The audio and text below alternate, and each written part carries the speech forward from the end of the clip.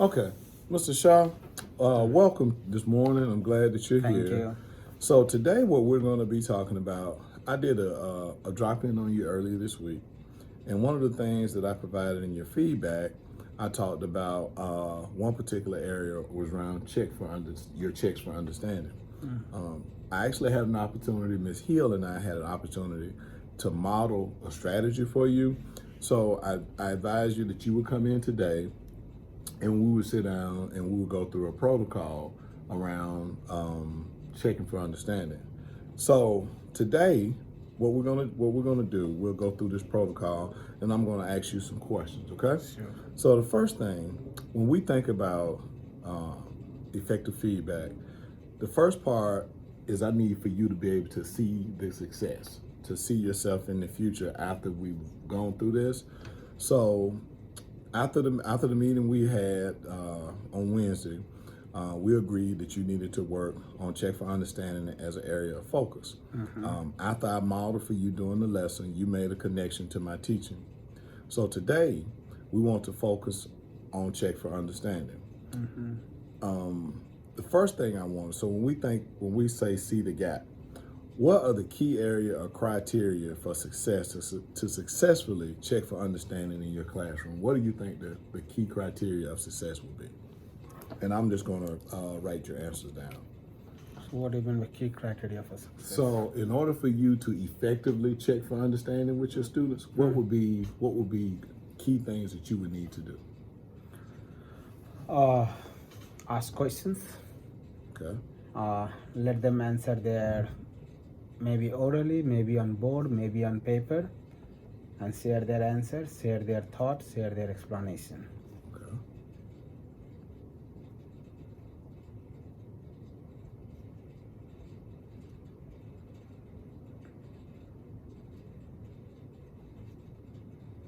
Okay. If they can write and if they can share it, and that means they got it. That they can write it or Right. say it Write and say it. and say it. Okay. Yeah. Or let's say and slash or. Okay. Either way. Yeah. All right. So let me ask you this. In the lesson, in thinking about the lesson you were doing the other day, it was a Sakatua? Yes. Okay. Trigonometry ratio. Yeah. Correct. Were students able to show their understanding of the intended outcome during the lesson? Do you think they were able to accurately show the intended outcome? They have shown me the. Actually, I was reviewing that day Okay. when you see that. Okay. We have been doing that for the whole week. Okay. So they know how to identify opposite sides and adjacents or hypotenuse in the right triangle. They have shown me their work on the paper for last several days, and then because they have already shown me on that one and I was reviewing it, I was summarizing everything what we covered in the last 1 week, and then I was trying to connect how that will be presented in the EOC test. Okay. As in multiple choice. So I just said them all those things, and then the real lesson was about to come when you stopped me and asked, how do you know whether they understand it or not? So my understanding over there was, because we have gone through the last 1 week, I have seen their paper, I have seen their classwork, I have seen their exit ticket from the past 1 week. So I didn't take extra time just to check again, because I needed to start a new lesson on that day. Okay. So what I want to do next, I actually want to show you an exemplar video of a teacher using checking for understanding in a classroom. Video is only about 2 minutes long, so I want you to look at it, Okay. and then we will discuss it. Okay. Three. I noticed some people having a little difficulty with three. So we'll turn this around. Kayla? Raise your hand to us again. Raise your hand again. A. B. C. Big hands over C. Make your explanations. Okay, so I said Z, I interrupted the Juno review to pull the class. So do you remember what the question was? Yes, it was the third one. About, it had like 3 variables and you worked backwards to figure out what A was or B was, which I actually used in my second class. So what's the effect of that when you're pulling the class? It increases student involvement and it also gives you like a full class CFU, so it's just like more data. Right, absolutely. It also kind of preserves the rigor in the sense, because if like one student has the right, you call on a student who has the right answer and all the rest of them have the wrong answer, you like never really know what could happen. Okay. So, and let's go back to us. So, in thinking about the video, you had the teacher trying to check for understanding, but you also had an observer in the room who provided feedback in the moment. So, when you go back and you think about your classroom the other day, where you had some students who were able to say that they understood, some students who stated that they didn't understand, and some students who didn't say anything. So when you look at that video and you look at the response that the observer gave her, the feedback that she gave her, what is your opinion on what she was trying to do in terms of her way of checking for understanding and the feedback that the observer gave her? So, well, I see the observer just ask questions like what was effective, and then, and that was a key word, effective, means we always need to see like whatever we do, is that effective or not, you know, and that's what I noticed. And then, because the teacher, she was doing analysis of her what she already graded, so she saw that most of the students did wrong in problem 3, not in problem 1 and 2. So she started with problem 3, not problem 1 and 2. Okay. So, and then the students raised their hand. Yes, most of the students were like, whatever that was in number 3. I don't know what the question was, but whatever it was. So, and that was good, effective in the sense, because she graded the paper, she saw where the problem lies, and then she was trying to address that problem in the whole class. Okay. Like, majority of the students were struggling with that problem. Okay. Yeah. So the next thing that we want to do, we saw the success, we saw a model, we talked about the gaps that we saw in your class, and we discussed them, and you gave me some really good answers around the gap. Now we want to move on to the action steps. Okay. Okay. Okay. So based on what we've discussed thus far, what do you think your action steps should be around checking for understanding?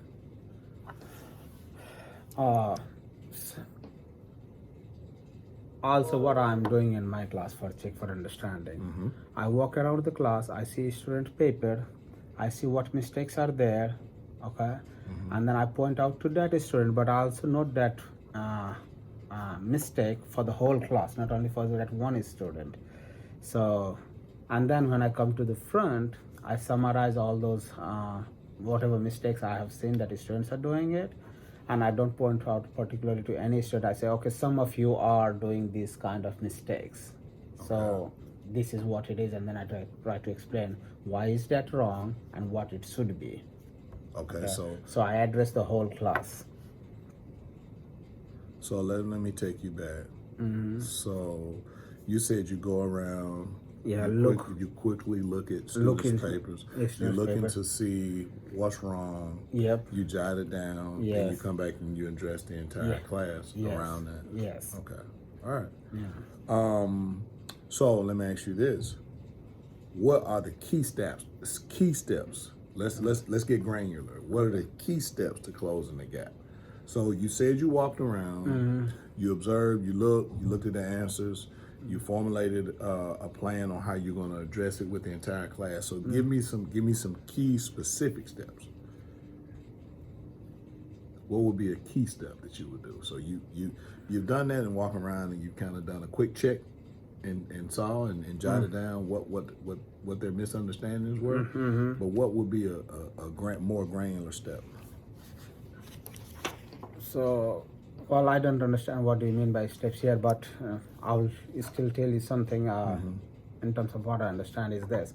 So once I see there is a problem or where students are doing mistakes, and then I quickly go back to where the students should know, because by doing something mistake, let's say if a students draw a triangle and they label it and they label everything fine, and then when they are using the SOHCAHTOA, and then instead of identifying, I mean, they have issues with identifying which one is opposite side and which one is adjacent side.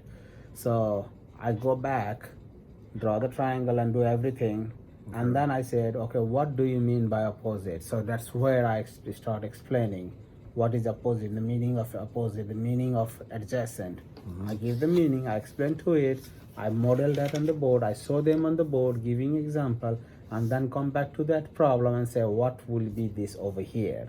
You know, Okay. and then students are able to answer, oh, so by comparing, they say, okay, this should be the opposite side, this should be adjacent side, this should be hypotenuse side. So that's how I do it. Now it depends on, again, problem to problem, but the basic structure would be same, like where, start from where the students know, and then connect to that what the students doesn't know. Okay.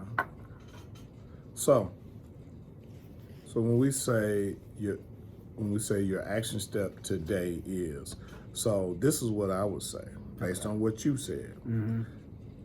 When the students are having, when it's the you do part, that's what I'm hearing you say. As they're doing the you do portion of the lesson, you're going around, you're doing a quick check for understanding on your own. You're checking to see who has it, who do not. Based on your quick check, you're going to come back and you're going to address their misconceptions, but you're going to do a whole class because you realizing that that's probably an area that kids still have not grasped. Right? Let me correct you this. Okay. So when I quickly check into the student's paper, I also point out to that students, pointing out, okay, this is something missing over here. Okay.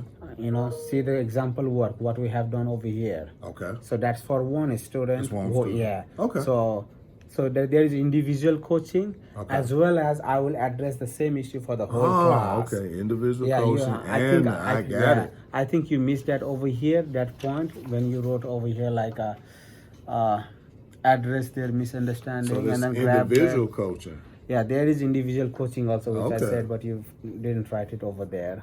Individual coaching. I Yeah. like that. Yeah. So let me ask you this. What impact would this have on your students' learning?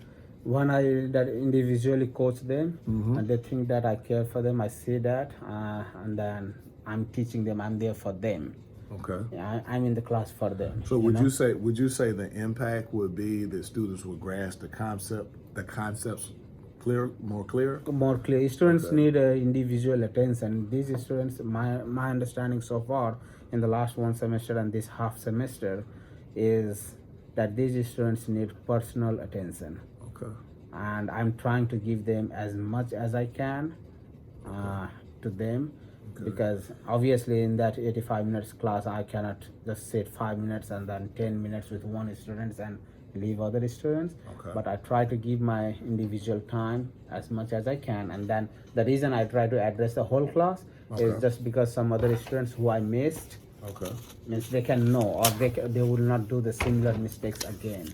That's the whole purpose of addressing the whole Okay. class. So the next thing that you and I are going to do, we're going to actually plan. Get your Okay. pen. There's a pen right there. Sure. Okay. So we're going to take 5 minutes. Well, actually 2 minutes. We'll take 2 minutes. And I want you to write a script of what you're going to do in your class around check for understanding. And I want you to implement your action step. I will also write a script and do the same thing, and then we're going to spar. We're going to talk about, I'm going to talk about what I would do to check for understanding, and you're going to talk about what you would do. So I'm going to stop. I'm going to stop the video. Okay. Well,